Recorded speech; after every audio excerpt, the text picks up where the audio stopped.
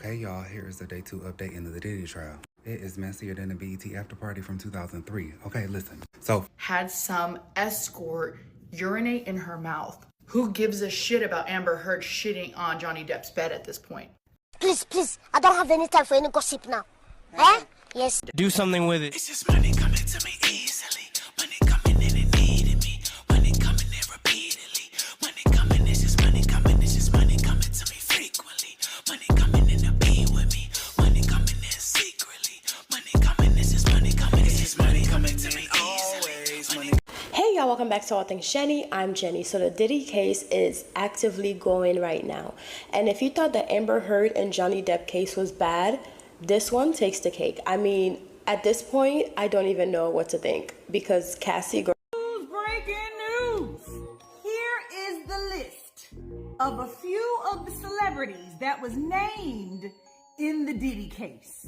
Now, they gave this name to the potential jurors and they asked them, are these names recognizable? Now, listen, they didn't tell them how it's related to Sean Diddy Combs. But I'm going to read the names and you tell me what you think. Number 1, Cassie Ventura, which is Diddy's ex-girlfriend. We all seen the video.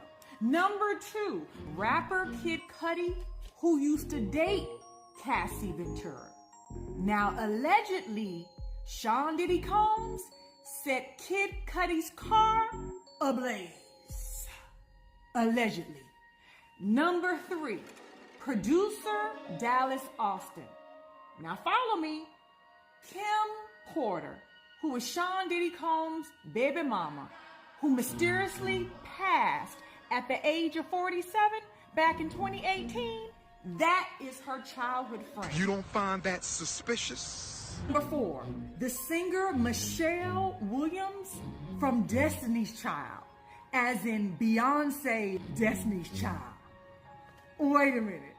So you telling me that you mentioned Michelle, but you didn't mention...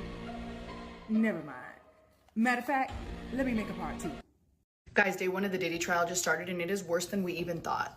The prosecution started with their opening statements and they are basically saying that Cassie at some point had some escort urinate in her mouth. Who gives a shit about Amber Heard shitting on Johnny Depp's bed at this point? Then there are other allegations about Cassie overdosing at a party with an open wound on her face from a previous assault that Diddy did. And on top of all of that, Diddy used to get aggressive with Cassie anytime she would take too long in the bathroom or when she would show up late to something. Honestly, on day 1 of the prosecution arguments, opening statement, whatever you want to call it, this case is already getting hard to read. Now we know why Cassie has been so loud and so vocal about the reason why she wants to speak out. As embarrassing as it is for her, and I'm sure it is extremely embarrassing for her, she knows that the only way to stop this is to speak out and to make sure that this man gets convicted. And so far, what it's being described in the courtroom is that Diddy is just looking off into space and just sitting there emotionless. I think this man knows that he's cooked already, and it's not going to end well for him. But again, if this is just the first hour of day 1, I can't even imagine what we're going to see. Now, this is crazy. This is the reason why I say don't look up to other people as your gold, as like you just assume this person has it all going on, like they have the best of life, because on TV and on magazines, online and everything, you would think Cassie had the best of life being with Diddy and all that stuff because that's what they portrayed and that's what they want you to see. But behind the scene, this girl was going through all of this. You mean to tell me she had a whole stranger, a whole escort urinate in her mouth because her man, that's what turns him on? Like, what? And another thing too, when I heard about this, it made me think of my Young Miami when she made that interview on Revoke TV, basically saying that she liked a golden shower. She liked to be peed on. So is it because it's been happening to you for so long? Because when she did the interview with Saucy Santana, she basically said that that was not her experience. She don't know what this girl's talking about. Basically, she pulled herself out of it. But you did an interview before that where you said you like to be urinated on, and clearly it's one of Diddy's patterns, just like the white nail. You apologise on behalf of your son, Mum? Is there a message for the alleged victims? Is there a message for Cassie?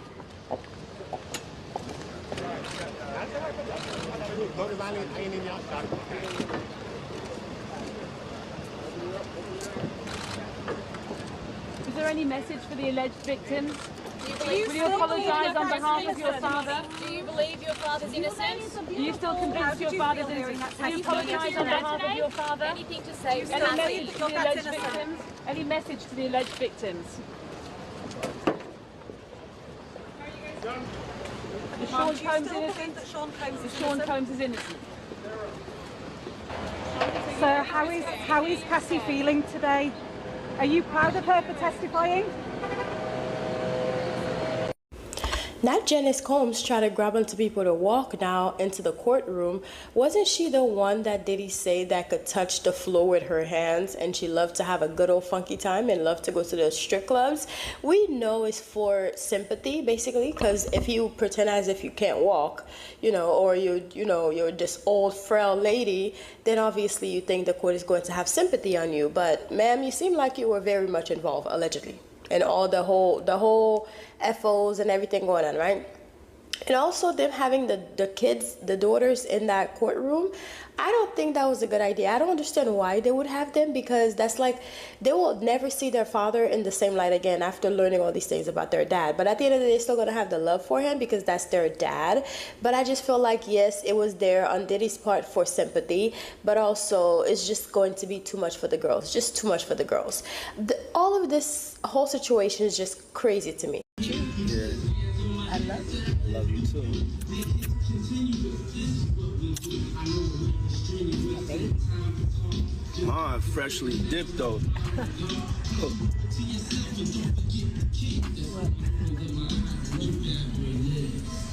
Mom do know how to have a good time. She ain't sitting in the house playing. They outside moving and shaking, baby. She come with me to the strip club. I don't care. Real. It's my dog. I want to live life. Be out here moving and grooving. My mom told me, she just said, keep moving, baby. That's right. Keep moving. Don't stop. She could touch the floor with her palms. Flat. Oh. Take pew pew pew. Now the kiss and the strip club talk are weird enough, but fans also noticed that Janice had white nails in the video. And if you remember, Cassie revealed in her lawsuit that Diddy made her wear white nail polish during FO sessions. And then if you notice, there's a vitamin drip behind Diddy and Janice. Another thing that Cassie mentioned, Diddy made her do the day after the FO. Okay, y'all, here is the day 2 update in the Diddy trial. It is messier than a BET after party from 2003. Okay, listen. So first up, back on the stand, male escort Daniel Phillip. And let me tell y'all, he did not hold back. He said, and I quote, "Diddy paid me thousands to have sex with Cassie while he watched, directed, and sometimes filmed." Daniel is his name. He went into detail about how Diddy had Cassie under the influence during all of the encounters. He said, and I quote, "She never looked comfortable. She looked like she was just doing what she was told." He also doubled down on the claim that one time in Miami, Diddy slapped Cassie so hard that she fell to the floor crying. He said that it was routine. And at one point, he testified that Diddy would throw wads of cash at people after these nights like it was just entertainment.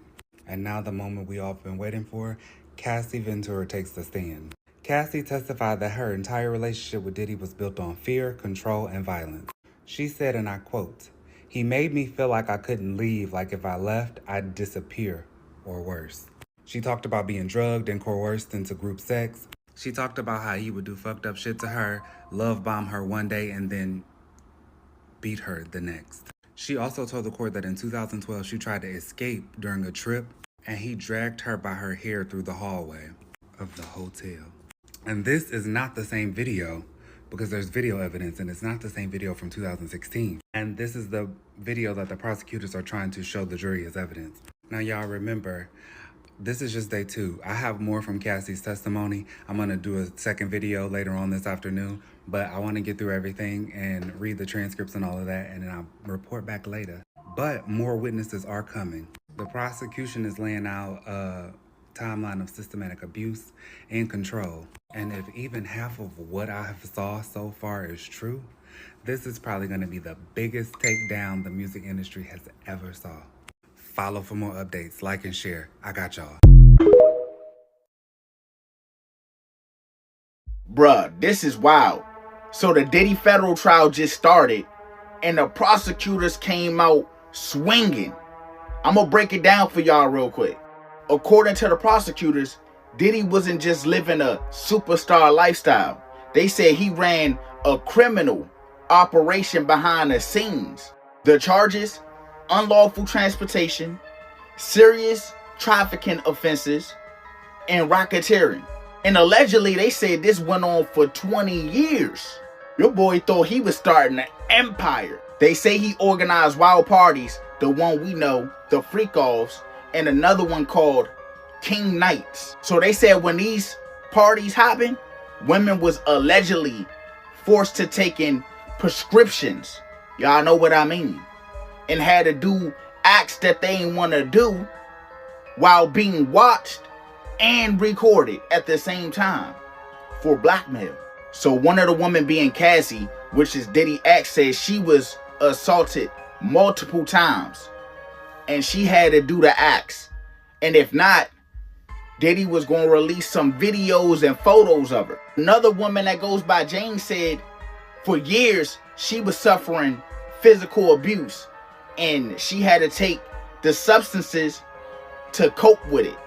She was forced to take it. Y'all, this trial is about to get even crazier. This is only day one. So if you want to stay updated, hit that follow button, share this video, like this video.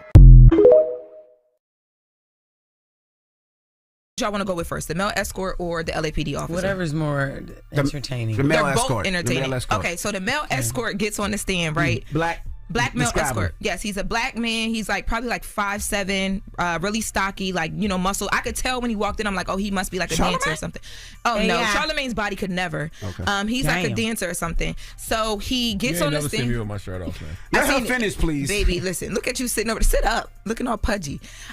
So he's on the stand. I know you ain't talking with that Vera Wayne fat suit on. So he's on the stand and he's describing his relationship with Cassie and Diddy. And he's saying that, you know, up until a few years ago, in New York, whenever they would come here, they would call him because he would engage in different sexual acts with them, right? Allegedly. So he's like, every single time he got the phone call, it was from Cassie. The way that he met them was through his boss. So his boss came to him one day and said, look, I have this this couple who wants to do something for the wife. It's a bachelorette party. They need a male stripper. They didn't have a male stripper, so he went. He shows up in the NYPD t-shirt and he says, Cassie, he alleges, Cassie opens the door. She's in red lingerie. She's in a wig, dark glasses, and pumps. And she's like, listen, your boss told me that I'm supposed to give you $200. And this is what he's alleging. And instead, she gives him $4,000. She's like, I want to explain to you what's about to happen. So this is not a bachelorette party. My husband likes to do special things for me. He wanted to do this for my birthday. He just wants us to like rub baby oil on each other and, you know, just kind of like get familiar with each other. And whatever happens from there, if you're comfortable, I'm open to it. Mm-hmm. So he's like, okay. So he goes in. He says when he walked in, on site, like just okay. He literally said Cassie was one of the most beautiful women he ever seen in his life. He couldn't even believe that it was happening like this. So he walks in and he alleges that Puff was there sitting in the room, but you couldn't tell it was him because he had a bandana tied around his face and he had a hat on and he was sitting in the corner.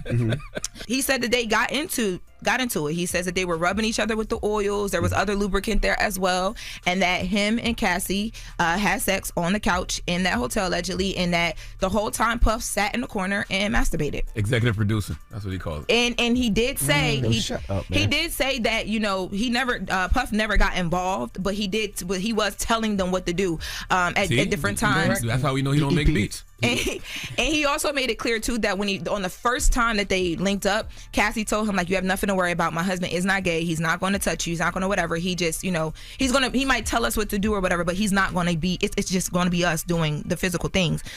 He said that they linked up a lot more times after that, but he did say that there was two things he said. He said one time he couldn't get hard anymore because he went to Cassie's house. They got comfortable with him. He came to Cassie's house. When he was there, Cassie and Diddy was in the room. He was outside in the living room. Diddy comes out and goes off on Cassie, like allegedly beats her up bad because she took a long time to come back in the room to him. And he said after he saw that was his first time seeing her get physically like touched. He couldn't even engage in sexual activity with the two of them. And they haven't gotten to cross-examine him yet. Like Diddy's team started and then they had to stop. What about the urination? The urination thing. So he randomly was just like recounting their experiences, and he just came out and said, yeah, like, because they were asking him what are some of the things you would have to do. He said, well, one time Cassie asked me to, you know, urinate. On her. On her. And now we all gasping like, oh, wait.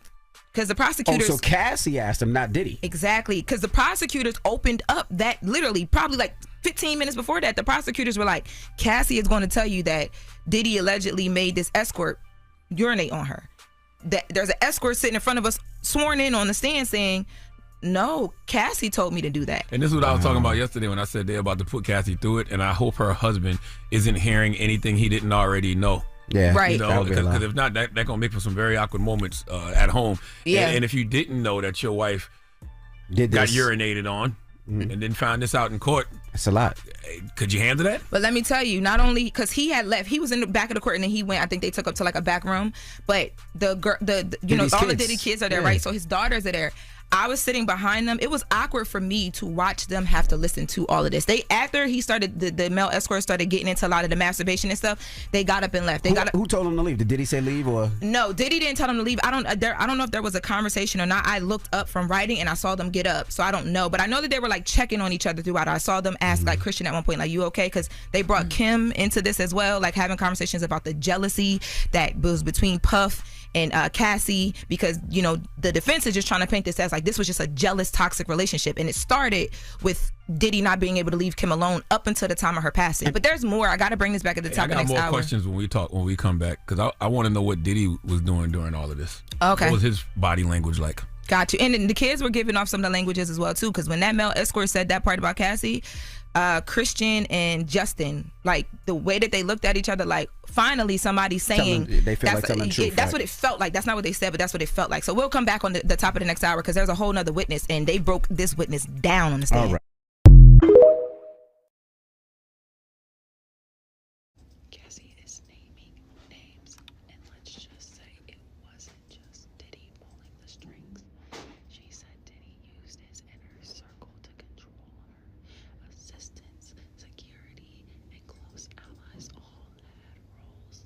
She specifically named Christina, Karam, and Neil Dominic his trusted assistants. She said R-Rock, one of his security guards, would take her things, cars, jewelry, and electronics as punishment, but Diddy disapproved.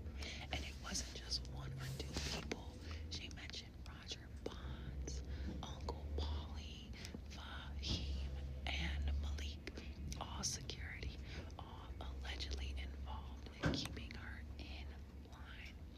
She called Christina his manipulator-in-chief. Now, she hasn't been charged with anything, but insiders say she might hold key info to this whole investigation.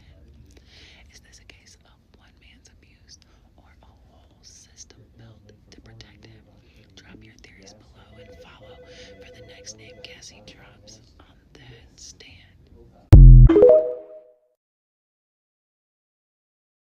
Cassie just broke down on the stand. Y'all, she was asked what, if anything, she enjoyed about the freak offs. Her answer will sit with me for a while. She said the time I spent with him, that was the only time she felt she had access to him. And then she broke down crying. She said she felt disgusting, humiliated, but she didn't have the words back then to express how horrible it all felt. She couldn't talk to anyone. She just held it. She tried to stop the freak-offs gently. She'd sometimes email him. She was scared to say too much, scared to upset him. I didn't want anything bad to happen, she said. She stayed awake for days at a time, high on coke and ecstasy that he gave her. He decided when it would end, and every time she'd hope maybe this is the last one. This wasn't about pleasure, it was about survival, and she's finally putting words to it on the stand. What would you have told 22-year-old Cassie if she'd reached out to you? Drop it below, but she's not done speaking.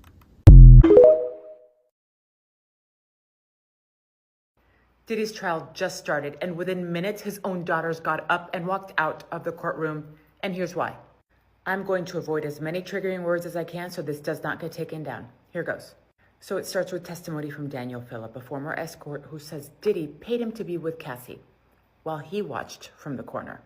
Yep, you heard that right. And as soon as the details got graphic, his daughters, all 18 and sitting next to his mother, got up and left the room.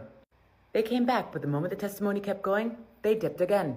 And that's just the beginning. Phillip also told the jury that he heard Diddy beating Cassie in the other room during one of these setups and dragging her by the hair for saying the words, "Hold on." And remember the elevator assault from 2016? Yep, that was shown to the jury too. The same video Diddy allegedly paid $100,000 to bury. The guard later testified that Diddy handed him a stack of cash topped with a $100 bill and said, "Take care of this and don't tell anyone." This was all on day one, and tomorrow, Cassie herself is expected to take the stand as pregnant as she is after years of alleged physical, emotional, and psychological abuse. From courtroom walkouts to buried footage, this trial is unearthing everything. Follow now, because the next 48 hours could change it all. Those girls should have never been in that courtroom. I don't know who thought it was a good idea for those young ladies to be in that courtroom as their father's sex life has been put on display. No, let's be for real. Delilah, Jesse, I don't know if Chance was there, but none of those young ladies should have been in that room. I know they're trying to do the sympathy card, having those kids sit there behind him and cry and look like they're scared, which they are scared, but it's not appropriate. That has got to be some hard stuff to digest, especially having a male escort detail what this man allegedly did to the ex-girlfriend that he was dating. We say traumatized? I can say traumatized. Honestly, if Diddy was smart, he would tell them no longer to show up in court. Do not show up here. Do not allow them to be put through that. They've already gone through enough. Why would you allow them to go into that courtroom knowing good and well your whole life that is in the dark is about to come to light? No child should see that shit. And also on the flip side, I also do believe that Cassie went ahead and got pregnant right around when the trial was going to happen, because obviously the court will feel the sympathy for her and all that. And you know what else I'm waiting? I'm actually waiting to see when Young Miami it goes on there and talk and basically tell her side of the story. And at the end of the day, we'll have to just wait until the court, you know, give us what the verdict is, what the situation is, because we can only take their words for it. And at this point, everything is alleged and everyone is innocent until proven guilty. So we'll see, because at this point, Diddy, I don't know if he can stay in there for another month, because this man look like he's turning into an 80-year-old man before our eyes. I don't know if it's because he don't have his, you know, very expensive night creams and or the adrenochrome that is needed to keep him looking young, or is he also doing it for sympathy so he can look like an old man, old